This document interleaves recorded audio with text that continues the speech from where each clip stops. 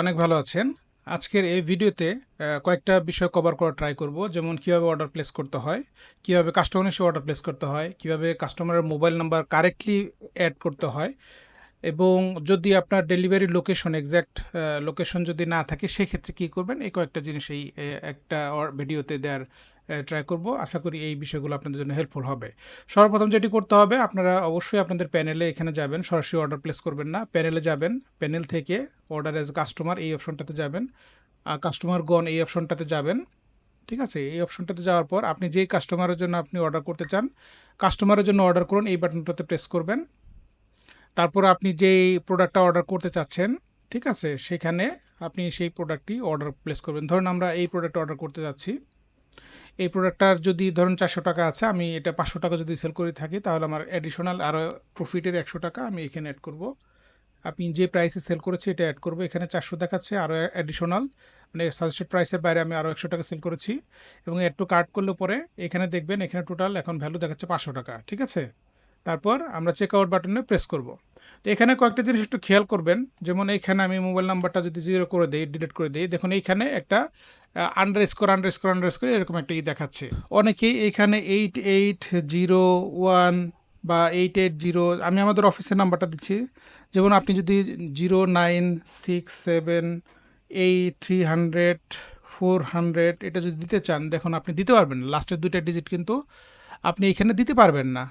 এখানে আপনি যদি এইভাবে দেন, লাস্টের দুইটা ডিজিট কিন্তু কাটা পড়ে, এই জন্য আপনারা অলওয়েজ এই 88 এটা বাদ দিবেন, 88 বাদ দিয়ে লাস্টের দিকে আপনারা নাম্বারটা ঠিক করে দিবেন। ঠিক আছে, এখানে আপনারা তখন নাম্বারটা পুরো করে দিতে পারবেন, তার আগে আপনারা 88 দেবেন না।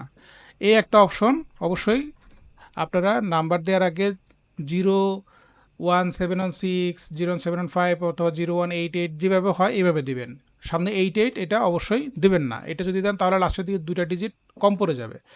আরেকটা বিষয় মাস্ট খেয়াল রাখবেন, সেটা হচ্ছে এখানে এরিয়া সিলেকশনের ক্ষেত্রে কিছু কিছু এরিয়াতে যদি এরিয়া না থাকে, ধরুন হয়তো বা আপনি যে এরিয়া দিতে যাচ্ছেন সেটা ডিস্ট্রিক্ট সিলেক্ট করার পর সেই এরিয়াটি আসলো না, সেই ক্ষেত্রে আপনারা অবশ্যই আপনার টোটাল অ্যাড্রেসটা এইখানে, আপনার ডেলিভারি টোটাল অ্যাড্রেসটা আপনার house number, road number, flat number, অথবা হতে পারে আপনার এরিয়া রোড নাম্বার, সেই টোটাল ডিটেলসটা এখানে দিয়ে দিবেন। ঠিক আছে, এবং কাছাকাছি অথবা সদর এখানে সিলেক্ট করে দিবেন।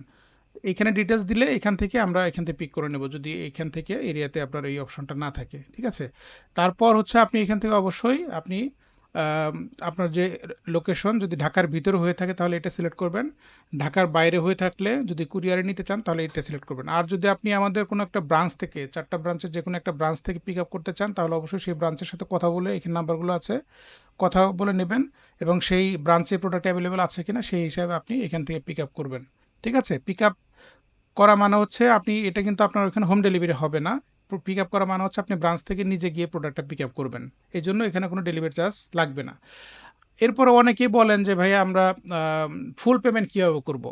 তো ফুল পেমেন্ট করতে গেলে পরে আপনি দেখুন এখানে একটা লেখা আছে, আপনি যদি পার্শিয়াল পেমেন্ট করতে চান তাহলে আপনি এটাতে ক্লিক করবেন, তখন এখানে এই অপশনটা আসবে, এই 200 টাকা পেমেন্টের অপশন আসবে। আর যদি ফুল পেমেন্ট করতে চান তাহলে এই টিক মার্কটা দেবেন না, তাহলে আপনার ফুল পেমেন্টটা করার অপশন চলে আসবে। অর্থাৎ আপনি যদি এখন এখানে এই বাটনটাতে প্রেস করেন পে উইথ বিকাশ, তখন ফুল পেমেন্টের অপশন আসবে। আর যদি আপনি পার্শিয়াল পেমেন্ট করতে চান সেক্ষেত্রে শুধুমাত্র এটা করবেন। অনেকে যেটা করেন, প্রথমে 200 টাকা পেমেন্ট করেন, পরে আবার অর্ডারে গিয়ে সেকেন্ড টাইম বাকি পেমেন্টটা করেন, এটা করবেন না। এটা করলে আপনার পিডিএফ বা আপনার ইনভয়েসে ফুল পেমেন্টটা রিফ্লেক্ট করবে না।